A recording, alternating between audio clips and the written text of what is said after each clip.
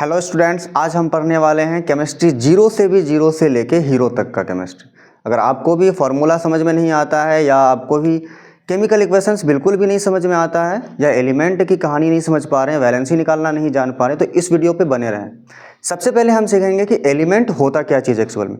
जिस तरह से इंग्लिश में अल्फ़ाबेट्स होता है ABCD से लेके Z तक, हिंदी में होता है आपका क से लेके यहाँ तक, उसी तरह से केमिस्ट्री में भी एलिमेंट सबसे पहला बेसिस आता है। एलिमेंट में आपका जितने भी है लगभग 118 एलिमेंट्स होते हैं टोटल। एलिमेंट्स अगर हम देखें तो टोटल एलिमेंट की संख्या होती है 118। जिस तरह से अल्फ़ाबेट्स में A से लेके Z तक होती है टोटल 26 लेटर्स, उसी तरह से केमिस्ट्री में 118 एलिमेंट्स होता है। एलिमेंट्स से ही जितने भी कंपाउंड्स बनते हैं, यानी कि पदार्थ बोलते हैं हिंदी में, पदार्थ जितने भी होते हैं सारे के सारे एलिमेंट से बनते हैं। एलिमेंट को हिंदी में हम लोग तत्व बोलते हैं। तत्व की कहानी बहुत इंटरेस्टिंग होती है। एलिमेंट को हम हिंदी में तत्व बोलते हैं, ठीक है। तत्व जो है आपका परमाणुओं से मिलके बना होता है। अब परमाणु होता क्या चीज़ है, परमाणु को अगर हम समझेंगे, थोड़ा सा हम बेसिक चलते हैं, तो परमाणु जो होता है आपका वो इलेक्ट्रॉन, प्रोटॉन और न्यूट्रॉन से मिलके बना होता है। परमाणु किससे मिलके बना होता है? इलेक्ट्रॉन, प्रोटॉन और न्यूट्रॉन से मिलके बनता है। अब हमने चार्ज लिखे हैं इस पे, आवेश। इलेक्ट्रॉन का आवेश हमेशा माइनस में होता है, प्रोटॉन का चार्ज प्लस होता है और न्यूट्रॉन का चार्ज न्यूट्रल होता है। अगर हम किसी भी एलिमेंट की बात करें तो हर एक एलिमेंट, हाइड्रोजन पहला नंबर का एलिमेंट है और 118 नंबर पे ऑर्गेनिज्म, ठीक है। तो ये सारे एलिमेंट जो है आपका इलेक्ट्रॉन, प्रोटॉन और न्यूट्रॉन तीनों से मिलके बना होता है। कोई भी अगर हम एलिमेंट की बात करें, फॉर एग्जांपल में हाइड्रोजन की ही बात करें, तो हाइड्रोजन का जो है परमाणु संख्या 1 होता है। हाइड्रोजन की परमाणु संख्या 1 होता है, यानी कि इसमें प्रोटॉन की संख्या 1 होता है और इलेक्ट्रॉन की संख्या भी कितना होता है? 1 ही होता है। इलेक्ट्रॉन की संख्या 1 और प्रोटॉन की संख्या भी 1 होता है हाइड्रोजन एलिमेंट में। इसी तरह से हीलियम, हीलियम के बाद लिथियम, लिथियम के बाद बेरिलियम, इसी तरह से आपका जो है 118 तक में जितने भी एलिमेंट है सब जो है आपका इलेक्ट्रॉन, प्रोटॉन और न्यूट्रॉन से मिलकर बना होता है। अब अगर हम बात करें तो सबसे मेन चीज होता है परमाणु संख्या। एक चीज मैं बताता जाऊं कि किसी भी एलिमेंट का परमाणु संख्या जो होता है वो आपका प्रोटॉन के बेसिस पे रखा गया है। किसके बेसिस पे रखा गया? प्रोटॉन के बेसिस पे। प्रोटॉन की जितनी संख्या होती है उतनी ही उस एलिमेंट की परमाणु संख्या होता है। इमेजिन के तौर पे अगर हम कैल्शियम की बात करें, कैल्शियम 20 नंबर पे आता है और कैल्शियम का जो है परमाणु संख्या भी 20 है। दैट मीन्स जो है इसमें से प्रोटॉन की संख्या जो होता है वो 20 होता है। इस वजह से कैल्शियम जो है 20 नंबर पे। जितने भी एलिमेंट 1 से लेके 118 तक का सारे एलिमेंट में जो है आपका प्रोटॉन के बेसिस पे ही उनका एटॉमिक नंबर यानी परमाणु संख्या रखा गया है। अब सबसे मेन चीज आती है, अगर आपको फॉर्मूला नहीं समझ में आता है तो आपको बेसिक चीज में सबसे पहले आपको परमाणु संख्या याद होना चाहिए। परमाणु संख्या के बाद आपको याद होना चाहिए वैलेंसी। वैलेंसी अगर आपको निकालना आता है, हिंदी में वैलेंसी को संयोजकता बोलते हैं। वैलेंसी अगर आपको निकालना आता है तो फिर आप फॉर्मूला इजीली बना सकते हैं, ठीक है। हिंदी में बोलते हैं संयोजकता।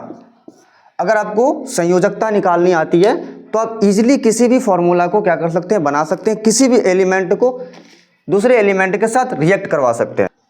तत्व के बारे में हम बात कर रहे हैं तो तत्व को और थोड़े अच्छे से जान लेते हैं। तत्व हमने क्या बोला कि जैसे आपका अंग्रेजी में अल्फ़ाबेट्स होता है वैसे ही केमिस्ट्री में तत्व मेन होता है। जिस तरह से अल्फ़ाबेट के बिना आप किसी के नाम नहीं लिख सकते, वैसे ही केमिस्ट्री में तत्व के बिना आप किसी भी आपका जो है कंपाउंड को क्रिएट नहीं कर सकते या रिएक्शन नहीं करवा सकते।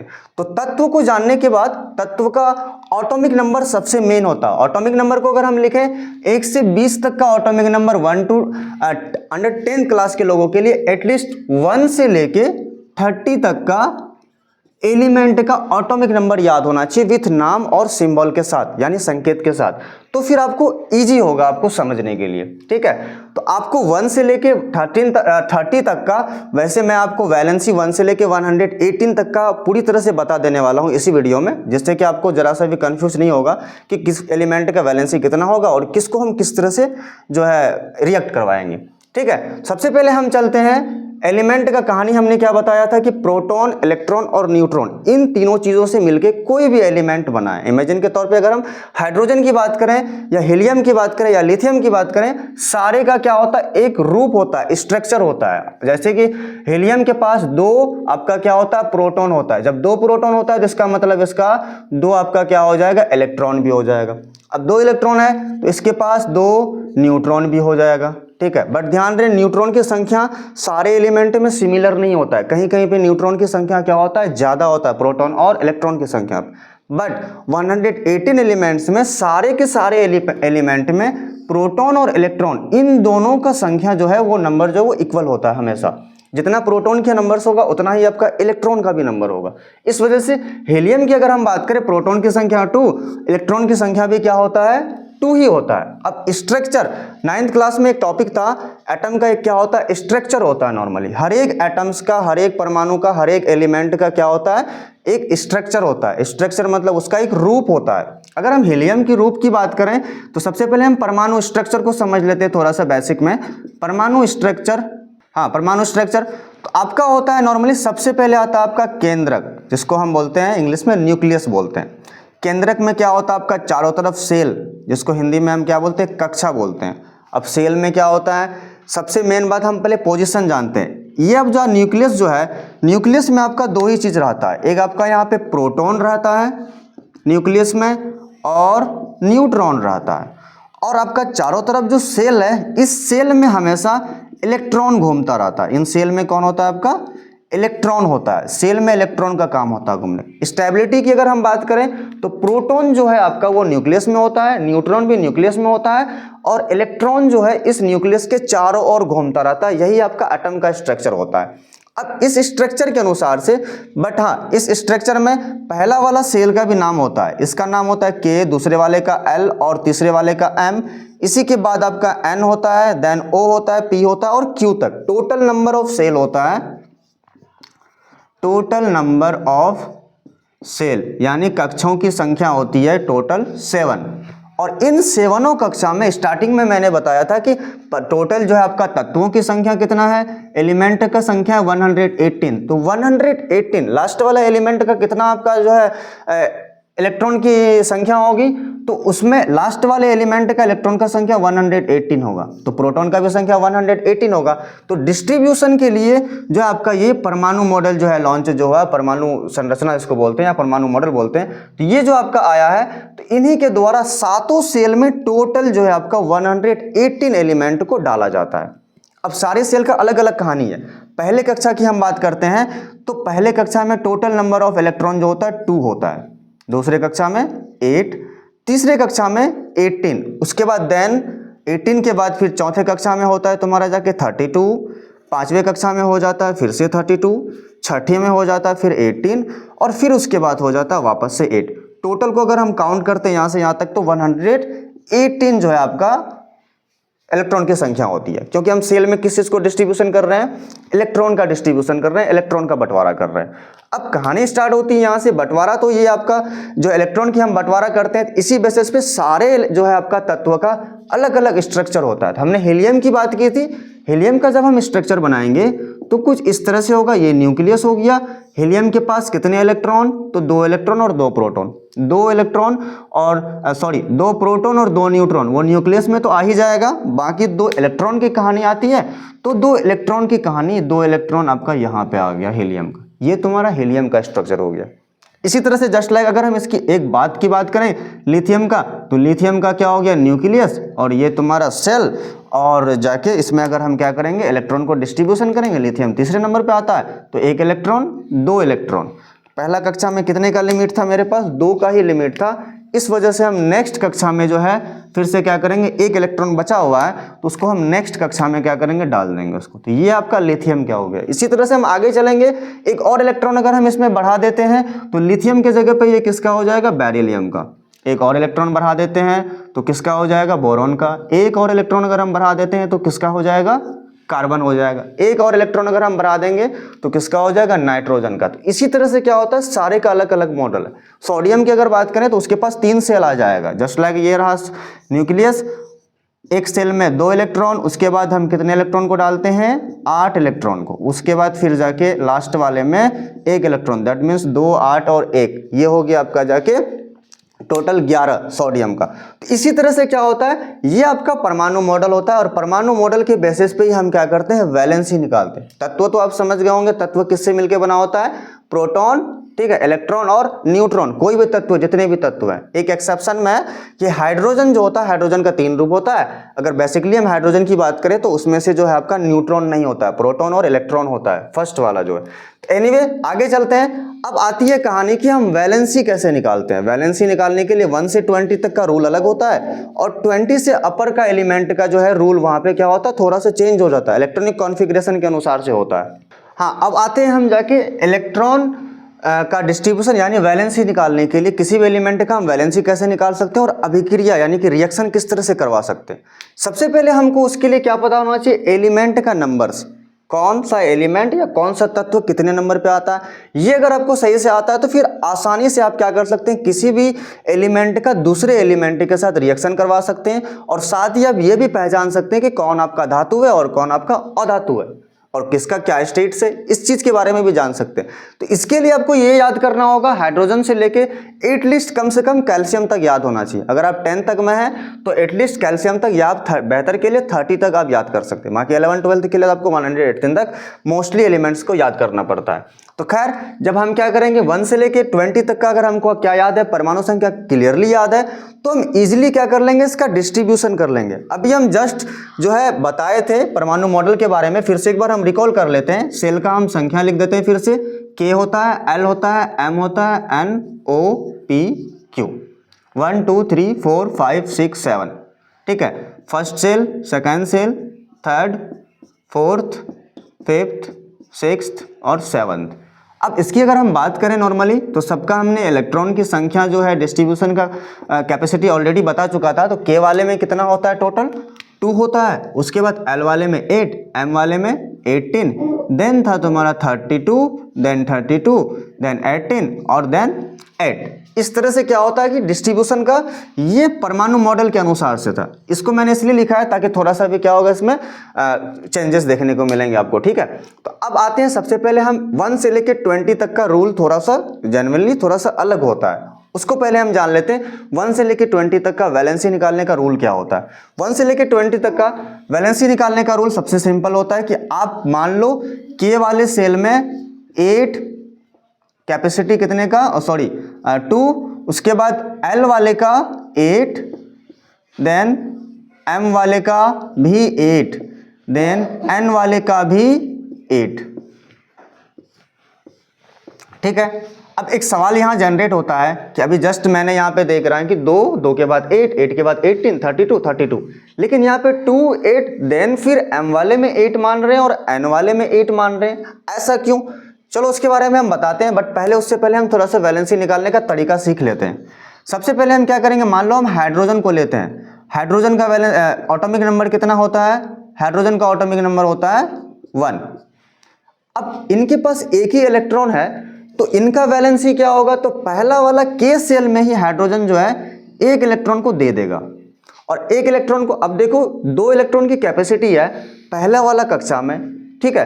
तो अब 2 इलेक्ट्रॉन के जगह पे हाइड्रोजन के पास 1 इलेक्ट्रॉन है तो वो 1 इलेक्ट्रॉन दे देता है और ये जो है क्या कर लेता है, किसी के साथ भी अभिक्रिया कर लेता है, यानी कि किसी को दे देता है, देने की क्षमता है, क्योंकि इसको कोई देगा नहीं, ठीक है। और अक्सर हाइड्रोजन क्या करता है, किसी को इलेक्ट्रॉन को देता है। इसके बाद वाले की अगर हम बात करें हीलियम की, तो हीलियम के पास होता है 2, ठीक है। पहला वाला कक्षा में जैसे ये 2 दिया तो ऑलरेडी हमको दिख रहा है कि 2 का 2 कंप्लीट हो गया, जितना उसको चाहिए था उतना ऑलरेडी उसके पास है, ना ही उसको और किसी से चाहिए और ना ही उसको अब किसी को देना है, जिसके कारण से हीलियम का वैलेंसी आपका 0 होगा। हीलियम का वैलेंसी कितना हो जाएगा, हीलियम का वैलेंसी आपको 0 होगा, वैलेंसी हो जाएगा हीलियम का 0 और हाइड्रोजन का 1, क्योंकि इसके पास 1 है। जब भी अभिक्रिया में भाग लेगा तो आपका 0 यानी अभिक्रिया में भाग लेने की शर्त क्या होता है, कोई भी एलिमेंट अभिक्रिया में भाग करने के लिए यानी अभिक्रिया कंप्लीट करने के लिए कोई कंपाउंड बनाने के लिए उसका वैल्यू 0 होना होता है, यानी दैट मीन्स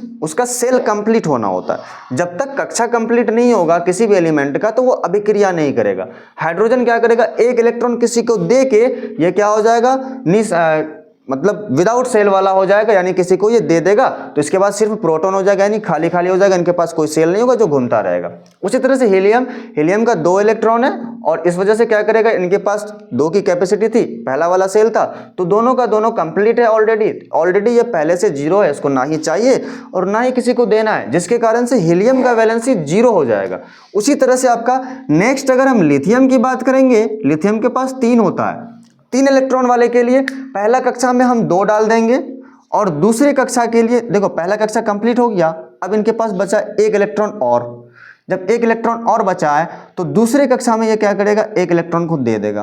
अब यहाँ पे एक इंटरेस्टिंग केस आती है, ठीक है, कि कक्षा में जरूरत कितने इलेक्ट्रॉन की है, जरूरत 8 इलेक्ट्रॉन की है, लेकिन इनके पास है कितना इलेक्ट्रॉन, 1 ही इलेक्ट्रॉन है। इमेजिन करो कि आपके पास 99 रुपीस है, ठीक है, सॉरी आपके दोस्त के पास 99 रुपीस है और एक तरफ आपके पास 1 रुपीस है।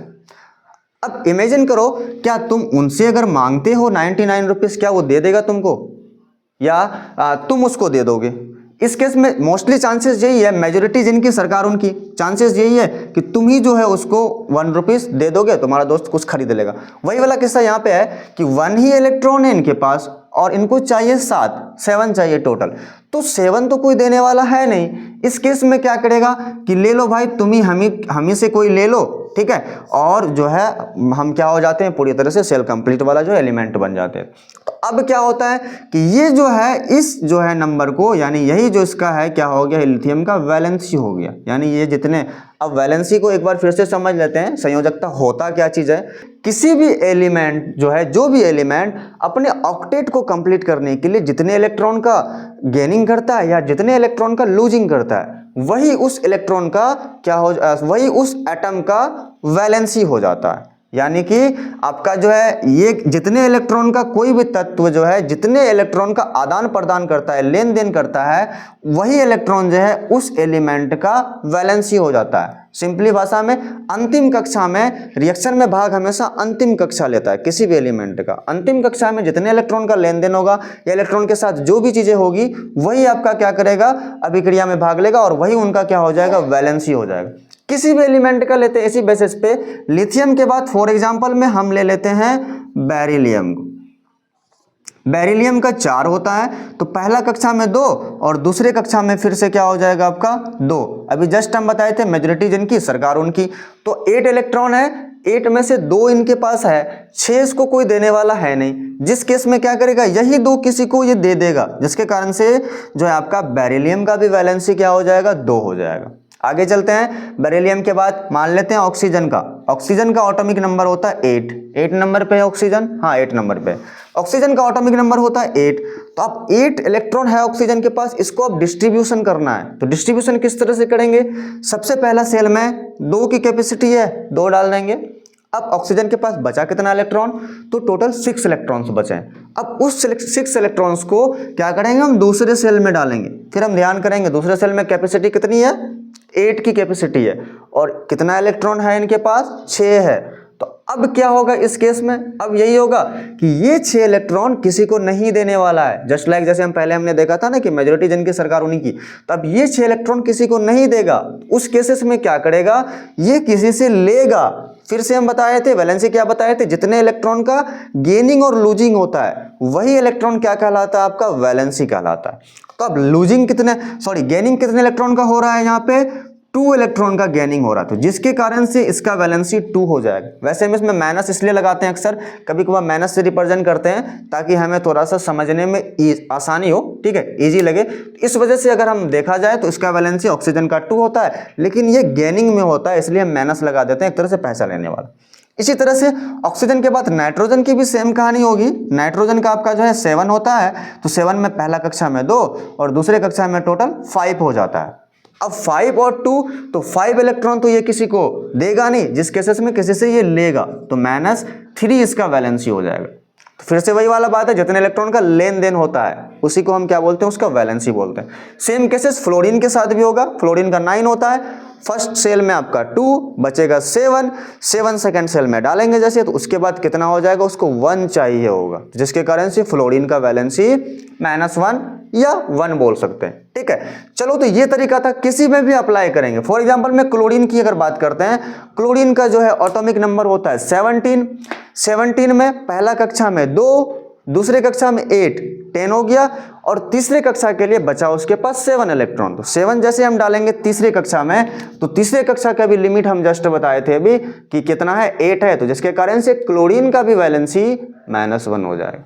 एक और आता है आर्गन, जैसे हमने हीलियम का देखा था 0 वैलेंसी वाला, तो 1 से 20 तक में इस तरह के 3 एलिमेंट आते हैं। दूसरा नियोन आता है, नियोन के पास आपका 10 इलेक्ट्रॉन, कितने इलेक्ट्रॉन है, 10। जैसे इसको हम डिस्ट्रीब्यूशन करेंगे, पहला में 2 और दूसरे में 8, देखो ये कंप्लीट हो गया। जिस तरह से हम पहले बताए थे, जो भी एलिमेंट होता है आपका कंप्लीट हो जाता है जिसका कक्षा परमाणु मॉडल के अनुसार से, यानी स्टेबल हो जाता है, वो मोर स्टेबल हो जाता है, जिसके कारण से वो किसी के साथ अभिक्रिया में भाग नहीं लेता है। तो एक बात हमेशा याद रखना, 1 से लेकर 20 तक में अगर हम बात करें तो हीलियम, नियोन और सेम केसेस आर्गन के साथ होता है, ये तीनों किसी के साथ भी अभिक्रिया में भाग नहीं लेता, यानी ये किसी के साथ अभिक्रिया नहीं करता है।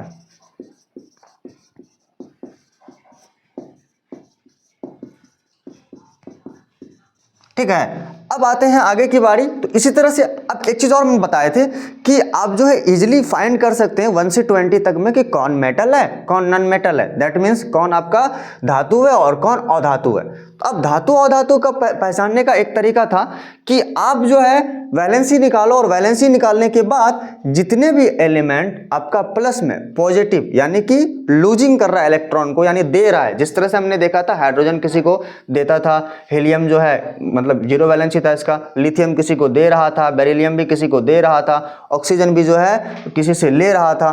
तो देने वाला जो होता है, इलेक्ट्रॉन लूजिंग करने वाला, वो आपका धातु होता है, और गेनिंग वाला आपका क्या होता है, अधातु होता है। और जो लूजिंग गेनिंग दोनों करने की क्षमता होती है इसमें, अक्सर वो उपधातु होता है। खैर उसको छोड़ते हैं, एक चीज और हम बताने वाले थे कि हम जो बताए थे यहाँ पे कि थर्ड सेल और फोर्थ सेल में 18 और 32 होता है, लेकिन यहाँ पे हम जो है थर्ड सेल और फोर्थ सेल में 8 आखिर क्यों रखे हैं। तो इसका रीजन ये है कि एक ऑक्टेट्स का रूल होता है। ऑक्टेट के रूल के अनुसार से कहा जाता है कि हर एक तत्व, हर एक एलिमेंट जो है वो अपने अंतिम सेल में लास्ट कक्षा में 8 इलेक्ट्रॉन को कंप्लीट करना चाहता है।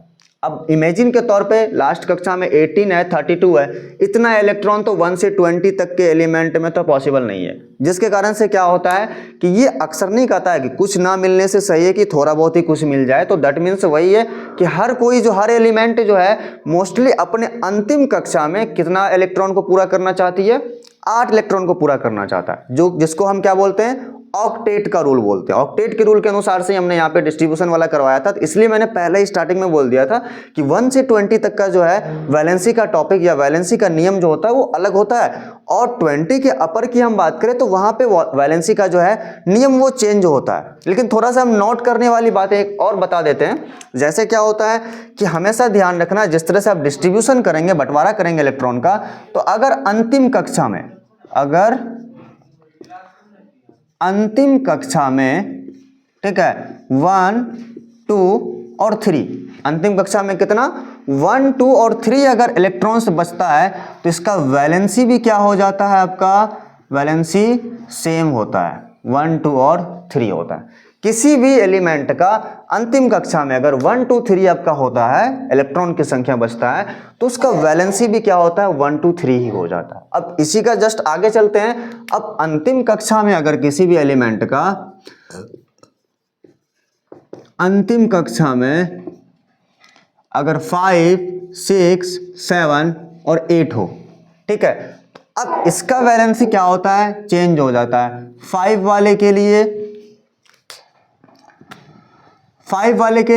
3 माइनस में, 6 वाले के लिए -2, 7 वाले के लिए -1 और 8 वाले के लिए 0 वैलेंसी हो जाता है। तो ये है आपका, इसको नोट में उतार लेना, ये नोट में काम आने वाला है। ठीक है कि 5 जिसका अंतिम कक्षा में होता है उसका वैलेंसी हमेशा -3 होता है, जिसका अंतिम कक्षा में 6 होता है उसका -2 होता है, जिसका अंतिम कक्षा में 7 उसका -1 और 8 वाले का 0। एक चीज और बच गया, जिसका अंतिम कक्षा में 4 होता है उसका भी 4 ही रहता है, सॉरी जिसका अंतिम कक्षा में 4 वैलेंसी होता है, अंतिम कक्षा में 4 इलेक्ट्रॉन्स होते हैं, उसका वैलेंसी भी क्या होता है, 4 ही होता है। तो 1 2 3 4 वाले के लिए वैलेंसी सेम रहता है 1 2 3 4, और 5 6 7 8 के लिए वैलेंसी वहाँ पे क्या होता है, चेंज हो जाता है, -3 -2 -1 और 0। अब एक और चीज आते हैं, जब हम वैलेंसी के बेसिस पे देखेंगे एक तरफ से, तो हम लिख देते हैं जरा, हाइड्रोजन की अगर हम वैलेंसी की बात करें तो 1, हीलियम की वैलेंसी की बात करें तो 0, ठीक है, और लिथियम की वैलेंसी 1, बेरिलियम की वैलेंसी 2, इसकी वैलेंसी 3, इसका 4, नाइट्रोजन का -3, ऑक्सीजन का -2, फ्लोरीन का -1, नियॉन का 0, देन सोडियम का 1, मैग्नीशियम का 2, एल्युमिनियम का 3, सिलिकॉन का 4, फास्फोरस का -3 और सल्फर का -2, क्लोरीन का -1, आर्गन का 0 और पोटेशियम का 1 और कैल्शियम का 2। अब एक और शॉर्ट ट्रिक है इसको याद करने का तरीका, 0 से स्टार्ट करो, 1 से स्टार्ट करो, हाइड्रोजन से अगर आपको सीरियल वाइज कैल्शियम तक अगर याद है एलिमेंट का नाम, तो 0 से स्टार्ट करो, 0 के बाद 1, 1 के बाद फिर 1 2 3 4, 4 के बाद फिर जो है माइनस में चले जाना, -3 -2 -1 0, फिर 1 2 3 4, फिर -3 -2 -1, फिर 0, फिर लास्ट में 1 2। तो ये आपका वैलेंसी कैल्शियम तक का हो जाता है। अब हम बोले थे कि धातु और धातु को अगर हम बात करें, हाइड्रोजन एक्सेप्शन है, हाइड्रोजन हमेशा पॉजिटिव चार्ज क्रिएट करता है, पॉजिटिव में जाता है, प्लस वाला यानी इलेक्ट्रॉन को लूजिंग करता है, लेकिन हाइड्रोजन नॉन मेटल होता है, इसको ध्यान रखना। हाइड्रोजन क्या होता है, नॉन मेटल होता है, हालांकि इसका जो है ये इलेक्ट्रॉन को लूजिंग करता है, प्लस में है यानी तो किसी को देता है, लेकिन फिर भी हाइड्रोजन जो होता है ये आपका नॉन मेटल होता है, गैसीय स्टेट में होता है हाइड्रोजन। हीलियम, इन तीनों का कहानी समझ लेते हैं। 0 वाला जो वैलेंसी हम बताए थे, किसी के साथ अभिक्रिया नहीं करता है, इसका एक और नाम है, इसको हम नोबल गैस बोलते हैं, इंग्लिश में हम क्या बोलते हैं, नोबल गैस, और हिंदी में इसको हम बोलते हैं अक्रिय गैस बोलते हैं, ठीक है, या निष्क्रिय गैस बोलते हैं। तो हीलियम का 0, तो हीलियम, नियॉन और आर्गन, ये तीनों आपका निष्क्रिय गैस है जो किसी के साथ क्रिया नहीं करता है, नोबल गैस में आता है, इसकी तो बात ही नहीं करना है। वैसे अगर धातु अधातु के बेसिस पे कहा जाए तो ये आपका नॉन मेटल में आता है। अब तीसरी की बात करें, लिथियम, लिथियम का +1 में है, बेरिलियम का 2 में है और बोरॉन का 3 है, ठीक है। तो आपका लिथियम, बेरिलियम और आपका बोरॉन, बोरॉन को छोड़कर लिथियम, बेरिलियम, ठीक है, और प्लस में चलते हैं सोडियम, मैग्नीशियम, एल्युमिनियम और आपका पोटेशियम और कैल्शियम। तो ध्यान रखें हम क्या क्या बोले, आपका लिथियम, ठीक है, और बेरिलियम, नेक्स्ट आया आपका सोडियम, सोडियम के बाद मैग्नीशियम, एल्युमिनियम, एल्युमिनियम के बाद पोटेशियम, कैल्शियम। ये जितना मैंने टिक आउट किया ये सारे के सारे आपका क्या है, मेटल है। एक और सवाल जनरेट होता है कि हमको बोरॉन भी दिख रहा है कि बोरॉन का वैलेंसी +3 है, कार्बन का वैलेंसी 4 है, ठीक है, उसके बाद सिलिकॉन का वैलेंसी प्लस माइनस में 4 है। तो आखिर ये सारे एलिमेंट जो है आखिर धातु क्यों नहीं हुआ? तो बोरॉन की कहानी है, बोरॉन का वैलेंसी भले ही 3 है लेकिन ये आपका उपधातु में आता है। किस चीज में आता है? उपधातु में। अभी अधातु की बात नहीं कर रहे हैं, उपधातु की बात कर रहे हैं। बोरोन आपका जो है -3 में है लेकिन आपका जो +3 में है, लेकिन बोरोन जो है आपका उपधातु, उपधातु का मतलब मेटलॉइड, उपधातु में आता है बोरोन। उपधातु जान लेते हैं, एक बोरोन उपधातु में आता है और एक सिलिकॉन उपधातु में आता है जिसका वैलेंसी 4 होता है। बोरोन और सिलिकॉन ये दोनों उपधातु में आता है।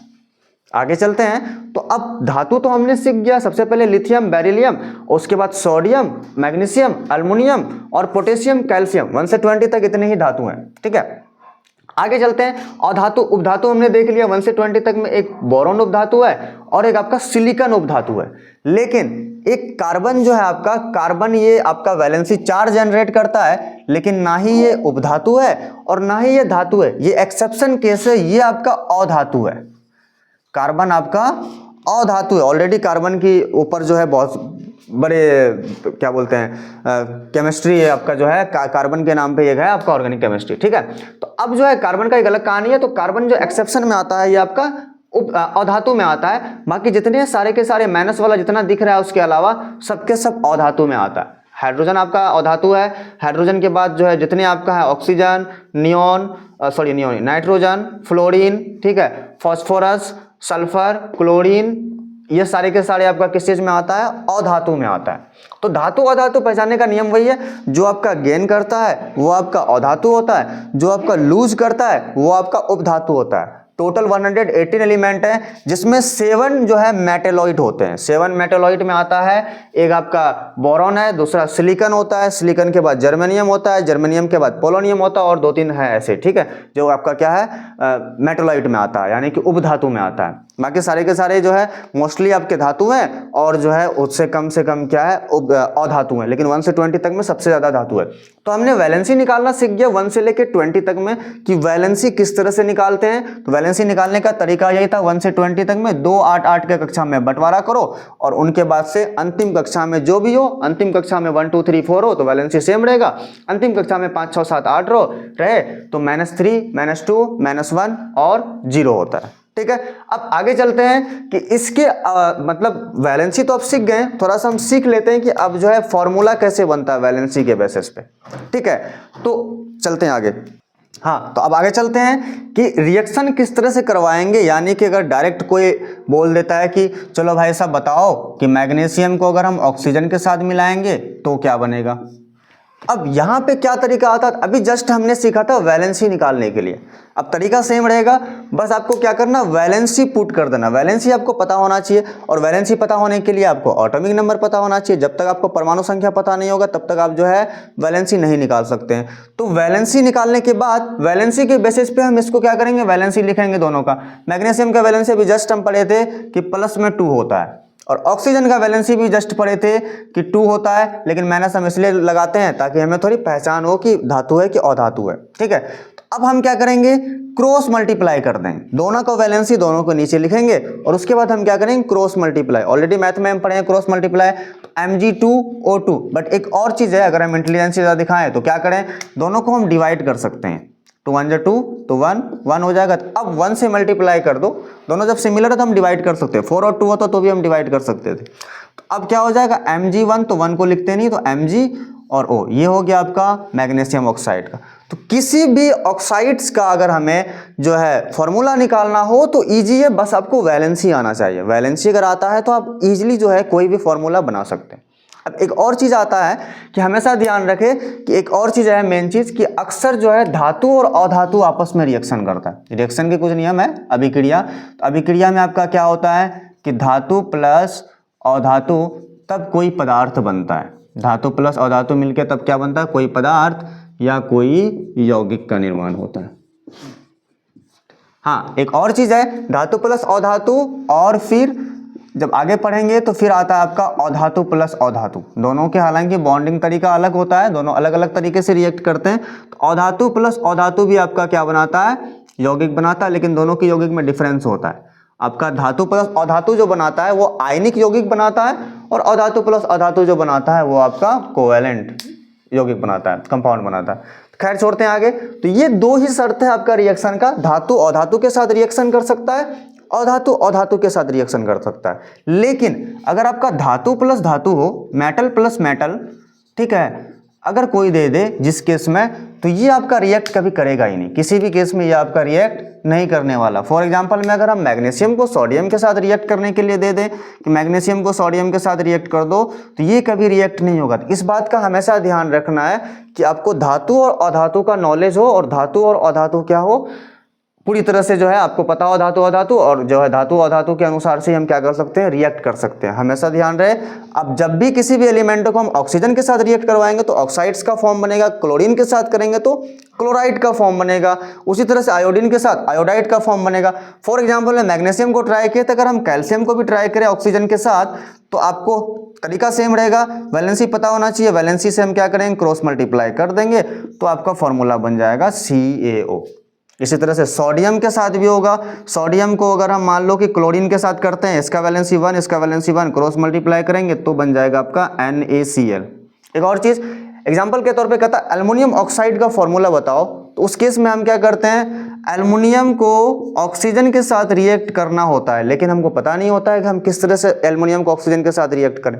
प्रोसेस फिर से वही सेम है, आपको क्या पता होना चाहिए, वैलेंसी पता होना चाहिए। अभी जस्ट हम बताएं, एल्युमिनियम का वैलेंसी 3 और ऑक्सीजन का वैलेंसी -2, मैंने इसलिए लगाते हैं, पहले ही बता चुके हैं, ठीक है। तो अब हम क्या करेंगे, क्रॉस मल्टीप्लाई करेंगे, सेम प्रोसेस, क्रॉस मल्टीप्लाई जैसे करेंगे तो Al2 और O3, ये आपका फॉर्मूला हो गया एल्युमिनियम ऑक्साइड का।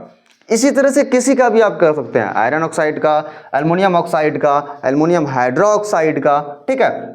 एक और चीज तो, और सबसे मेन चीज ये है कि आपको ये वाला चार्ट्स पूरी तरह से याद होना चाहिए, जिसके कारण से आप क्या कर सकते हैं, इजीली भी किसी से भी किसी को रिएक्ट करवा सकते हैं। इस चैट में आपका डाइऑटोमिक, मोनोऑटोमिक और आपका जो है पॉलीऑटोमिक वाले आयंस दिए हुए, इस आयंस के द्वारा जो है किसी को किसी के साथ रिएक्ट करवा सकते हैं। मेनली जो होता है आपका अलग अलग तरह का जो है इसमें आयन दिए हुए हैं, 3 परमाणु वाले, 2 परमाणु वाले और 1 परमाणु, यानी 1 वैलेंसी वाले, 2 वैलेंसी वाले और 3 वैलेंसी वाले। तो इस वजह से इस वाले चैट्स को आप याद कर लेंगे तो इजीली जो है आपको क्या हो जाएगा, रिएक्शन करने में हेल्प होगा, यानी कि आप इजीली जो है फॉर्मूला को समझ सकेंगे। फॉर एग्जांपल में अब हम एक एलिमेंट को उठाते हैं, हाइड्रोक्साइड को।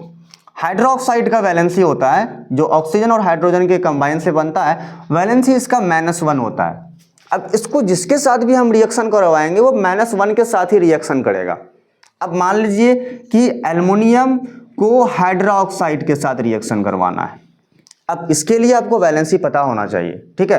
तो यहाँ पे एक प्लस पॉइंट्स होता है, जहाँ पे भी मेटल और नॉन मेटल वाला आयंस होते हैं तो वहाँ पे एक प्लस पॉइंट क्या होता है मेरे पास, कि हम जो है अक्सर क्या कर सकते हैं, जहाँ पे भी प्लस और माइनस वाला, पॉजिटिव और नेगेटिव वाला आयंस होते हैं तो उस केस में हम उसका इजीली जो है ना वैलेंसी निकाल सकते हैं।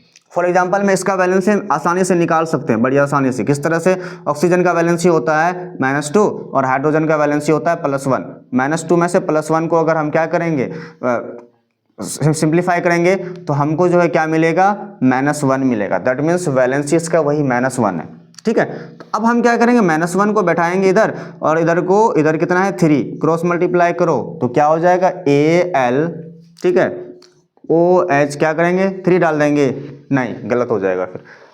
अब यहाँ पे क्या हो जाएगा, ऑक्सीजन और हाइड्रोजन है, ऑक्सीजन एक अलग एलिमेंट है, हाइड्रोजन एक अलग एलिमेंट है, जिसके कारण से क्या है, ये 3 जो मल्टीप्लाई है, ये 3 दोनों के साथ मल्टीप्लाई है, ऑक्सीजन और हाइड्रोजन दोनों के साथ। जब भी हमको मान लो कि y + z को x से मल्टीप्लाई करना है, दोनों के साथ x है तो x को हम बाहर दोनों के साथ इस तरह से मल्टीप्लाई कर सकते हैं। जस्ट लाइक उसी तरह से हम यहाँ पे क्या करेंगे, एक ब्रैकेट लगा देंगे।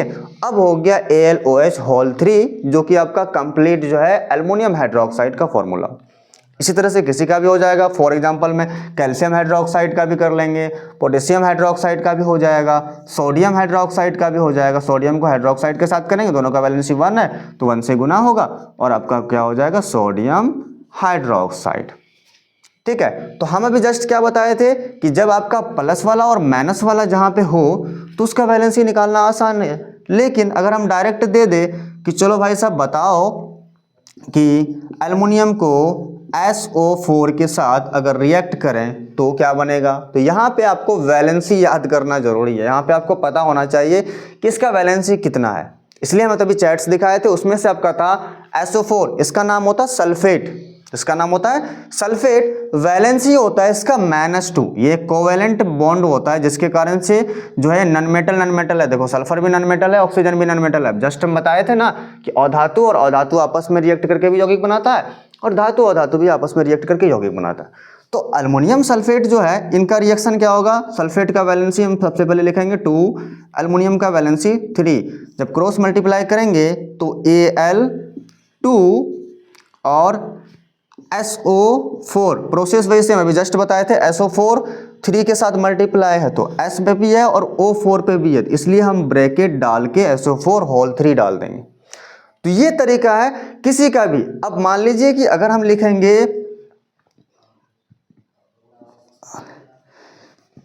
SO3 का, नहीं हाँ MgSO3 का अगर दे दे, अब यहाँ पे क्या होगा, SO3 भी उसी में से था, SO3 का नाम होता है सल्फाइट, SO3 का नाम सल्फाइट होता है, इसका भी वैलेंसी वही 2 होता है। जब हम क्रॉस मल्टीप्लाई करेंगे मैग्नीशियम का 2, SO3 का भी 2, तो 2 2 कट जाएगा तो MgSO3 हो जाएगा। ये आपका मैग्नीशियम सल्फाइट है। एक और चीज़ नोट करने वाली बात याद रखना, सबसे पहले आता है सल्फाइड, सल्फाइट और सल्फेट, ये तीनों जो है आयन है एक तरह से। अगर हम सल्फाइड की बात करें, वैलेंसी जो है इनका भी -2 है, सल्फर 16 नंबर पे जो है। उनके बाद सल्फाइड, इसका भी -2 है, और सल्फेट इसका भी -2 है। तीनों आयंस हैं लेकिन नाम अलग अलग है। इनका नाम होता है सल्फाइड, इसका नाम होता है सल्फाइड, और इसका नाम होता है सल्फेट। डिफरेंस सिर्फ ITE और IDE में है, पहले दूसरे में, और तीसरे में ATE में है। बस थोड़ा सा, एक में सल्फाइड है, दूसरे में सल्फाइट है, और तीसरे में सल्फेट है, ध्यान रखना। तो इस वजह से वैलेंसी तीनों का सिमिलर है। मान लीजिए मर्करिक सल्फाइड अगर बोला जाए तो HgS करते हैं अक्सर, तो यहाँ पे हम जो है सल्फाइड का 2 वैलेंसी और मरकरी का वैलेंसी भी 2 होता है। जब दोनों आपस में रिएक्ट करता है तो आपका जो है क्या बनता है, HgS अक्सर, ठीक है। इसी तरह से अलग अलग एलिमेंट भी जो है आपका क्या करता है, रिएक्ट करता है एक दूसरे से। और इसी तरह से आपका धातु अधातु या अधातु अधातु, अधातु अधातु के बारे में तो अभी नहीं बताएंगे, ठीक है। लेकिन आगे चलते हैं फिर। तो वैलेंसी, उम्मीद है कि वैलेंसी निकालना तो 1 से 20 तक में आ गया होगा कि किस तरह से हम निकालते हैं। कि अगर जो है इलेक्ट्रॉनिक संख्या यानी कि इलेक्ट्रॉन की संख्या पता होना चाहिए, यानी परमाणु संख्या हमें पता होना चाहिए, जिसके कारण से हम डिस्ट्रीब्यूशन करेंगे। ऑलरेडी हम तरीका बता दिए थे। 1 2 3 4 हो तो वैलेंसी 1 2 3 4 ही रहेगा। 5 6 7 8 हो तो 5 वाले के लिए वैलेंसी -3, 6 वाले के लिए -2, 7 वाले के लिए 1 और 8 वाले के लिए 0 वैलेंसी होता है। और हम धातु और धातु को भी पहचानने के लिए आसानी से बता दिए थे किस तरह से पहचाना जाता है। फाइनली हमने 1 से लेकर 20 तक का एलिमेंट का जो है वैलेंसी निकालना तो सीख गया। अब हमने स्टार्टिंग में बताया था कि 20 से अपर 118 तक का जो है रूल्स थोड़ा सा चेंज होता है, ठीक है। तो वहां पे हमें इलेक्ट्रॉनिक कॉन्फ़िगरेशन को जानना होगा। अब इलेक्ट्रॉनिक कॉन्फ़िगरेशन क्या होता है, ठीक है, जिसमें से हम लोग सब ऑर्बिटल का यूज करते हैं, उपकक्ष इसको बोलते हैं।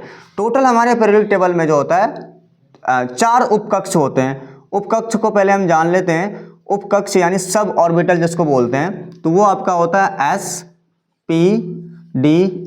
अक्सर आप जो है पीरियोडिक टेबल में इसको देखे होंगे SPDF, S block, P block, D block और F ब्लॉक। इसको हिंदी में उपकक्ष बोलते हैं और इंग्लिश में बोलते हैं इसको सब सेल, ठीक है। अब आगे चलते हैं। तो सब सेल के अनुसार से आगे जो है डिस्ट्रीब्यूशन होता है, जिसमें एक टॉपिक आता है आपका इलेक्ट्रॉनिक कॉन्फ़िगरेशन। तो इलेक्ट्रॉनिक कॉन्फ़िगरेशन को जानने के लिए मेरे साथ चलते रहें।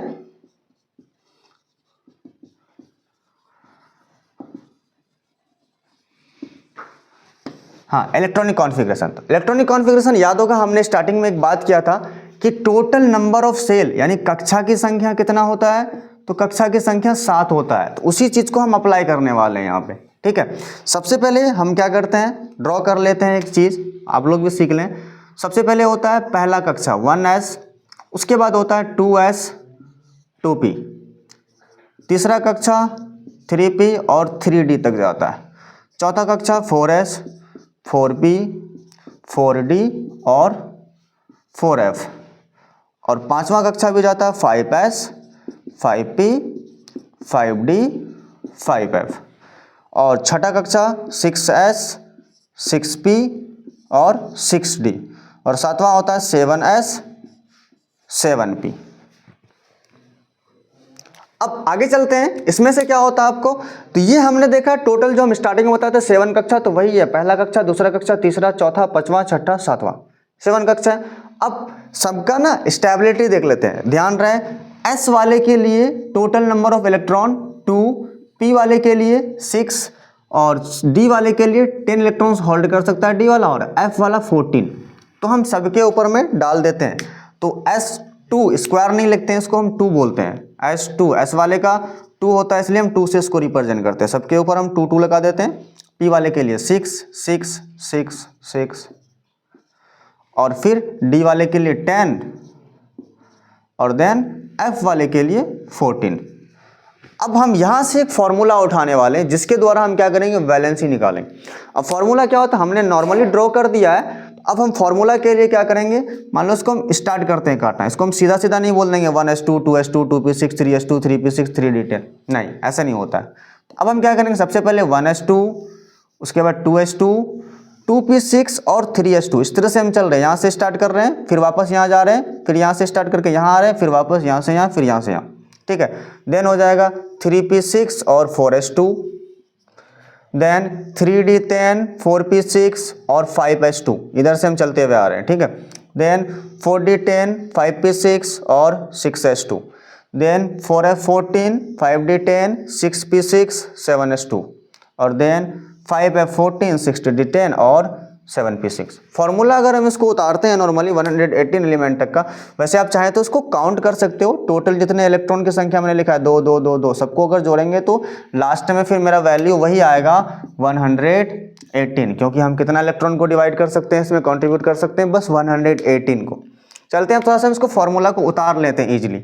आप इस स्ट्रक्चर को अपने दिमाग में उतार लो तो फिर कहीं पे भी इजीली जो है फॉर्मूला को इसका लिख सकते हो। कॉन्फ़िगरेशन का ये क्या है, फॉर्मूला है इलेक्ट्रॉनिक विन्यास का। सबसे पहले हम लिखेंगे 1s2, 2s2, 2p6, 3s2, 3p6, then 4s2 और फिर 3d10 और फिर 4p6, 5s2, 4d10, 5p6, 6s2, 4f14, 5d10, 6p6, 7s2, 5f14, 6d10 और 7p6।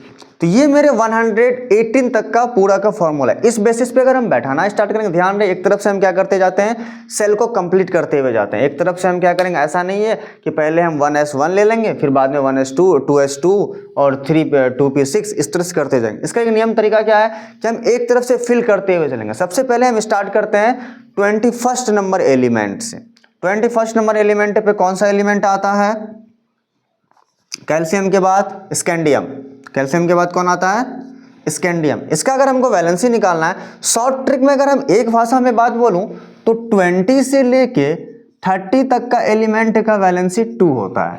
कितना होता है, 2। शॉर्टकट में अगर हम बोले तो आसानी है, डी ब्लॉक का एलिमेंट है, 20 से 30 तक में सारे एलिमेंट का वैलेंसी कितना होता है, 2 होता है। लेकिन कहीं कहीं पे ना कुछ एलिमेंट ऐसे होते हैं जिसका 2 वैलेंसी होता है। अभी जो हमने 1 से 20 तक में पढ़ा है ना, एक सिंगल वैलेंसी, तो 20 से 30 के बीच में जब एलिमेंट जाता है या 20 से लेकर 118 तक के एलिमेंट में, वहाँ पे कुछ एलिमेंट्स के 2 एलिमेंट वैलेंसी होता है, जिसमें वो 2 अलग अलग तरह के कंपाउंड को बनाता है।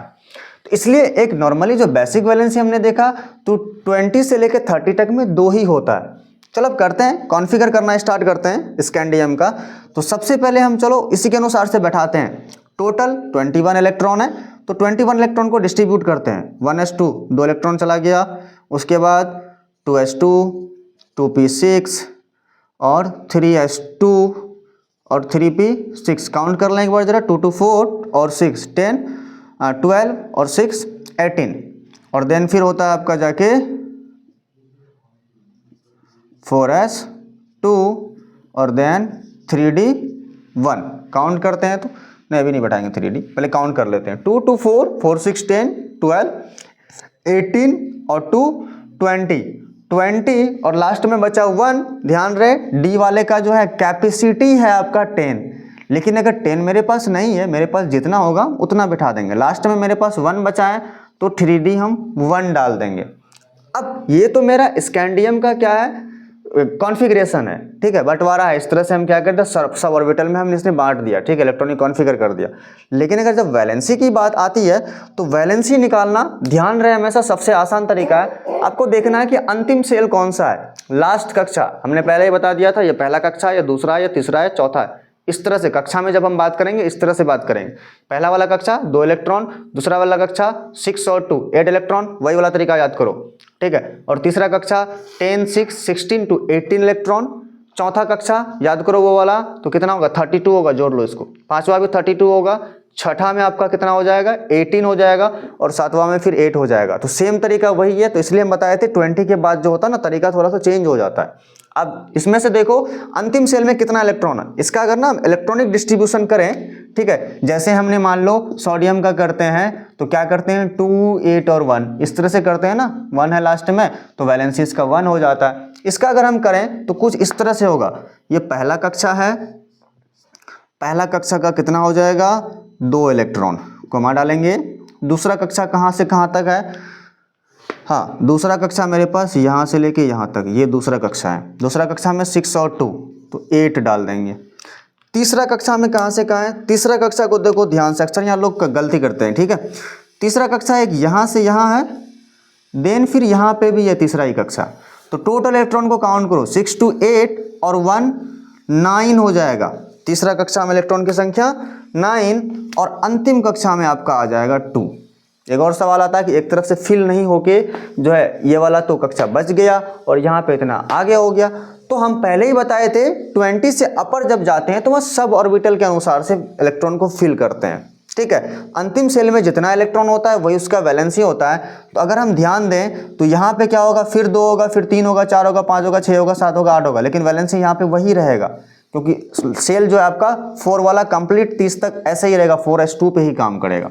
करके देख लेते हैं। ये स्कैंडियम का हुआ। आते हैं सबसे पहले तो 21, 22, 23 इन सब का 2 वैलेंसी होगा, लेकिन 24 पे जैसे आएंगे ये है आपका क्रोमियम भैया। वैसे बहुत महंगा एलिमेंट होता है, ठीक है, जिसपे हम क्या करते हैं ओवरलैपिंग में इसका यूज किया जाता है अक्सर इलेक्ट्रोप्लेटिंग में, जो भी मतलब चमकीले पदार्थ बनाने के लिए। तो क्रोमियम का जो है आपका अगर हम इलेक्ट्रॉनिक विन्यास करेंगे इसका तो 1s2, 2s2, 2p6, 3s2, 3p6, 4s2, ठीक है। अब काउंट कर लेते हैं 2 to 4, 10, 12, 18 to 20 और है कितना मेरे पास 4 है, तो लास्ट में क्या होगा 3d4, ठीक है। अगर हम इसका कॉन्फ़िगर करें नॉर्मल जो है नंबर के रूप में लिखना स्टार्ट करें तो पहला वाला कक्षा में 2, दूसरे वाला कक्षा में वही सेम 8 हो जाएगा। तीसरे वाले कक्षा में देखो तो यहाँ पे 2, 6 to 8 और 4 12 और लास्ट वाले कक्षा में 2। तो वैलेंसी इसका क्या आ रहा है 2 आ रहा है। लेकिन अभी हम क्या बताएं, कुछ एक्सेप्शन केस होता है जिसका वैलेंसी 2 वैलेंसी होता है। तो अब इनका जो वैलेंसी 2 है सब ऑर्बिटल, अब ध्यान रहे एक चीज याद रखना, जब भी अक्सर केस में जब भी आपका अंतिम में 4s2 अंतिम में, ठीक है, 4s2, ठीक है, और d4 आता है, s2 और d4 आता है, तो इस केस में इसका ना हम क्या कर देते हैं चेंज करके s ऑर्बिट में 1 और d ऑर्बिट में हम 5 कर देते हैं। बस इस नोट को ध्यान रखना है कि जब भी s2 d4 हो तो s1 d5 किया जाता है, रिफॉर्म किया जाता है इसको। तो वही केस हम यहाँ पे अप्लाई करेंगे तो यहाँ पे मेरा क्या हो जाएगा 4s1 और 3d5। तो चेंजिंग यहाँ पे हमको क्या देखने के मिलेगा 2 8 और 12 के जगह पे एक बढ़ जाएगा 13 हो जाएगा और यहाँ पे 1 हो जाएगा। तो ये आपका क्रोमियम का जो है ओरिजिनली जो रिएक्ट करता है, जो भी आपका पदार्थ बनता है अक्सर वहाँ पे 1 वाला वैलेंसी यूज किया जाता है। हाँ 2 वैलेंसी भी ठीक है, बट ध्यान रहे ये 1 वैलेंसी जो होता है मोर स्टेबल देन 2 वैलेंसी, यानी ज़्यादा यूज जो होता है ये मेनली जो है कंपाउंड बनाने में इस वैलेंसी का यूज होता है 1 वाला क्रोमियम का।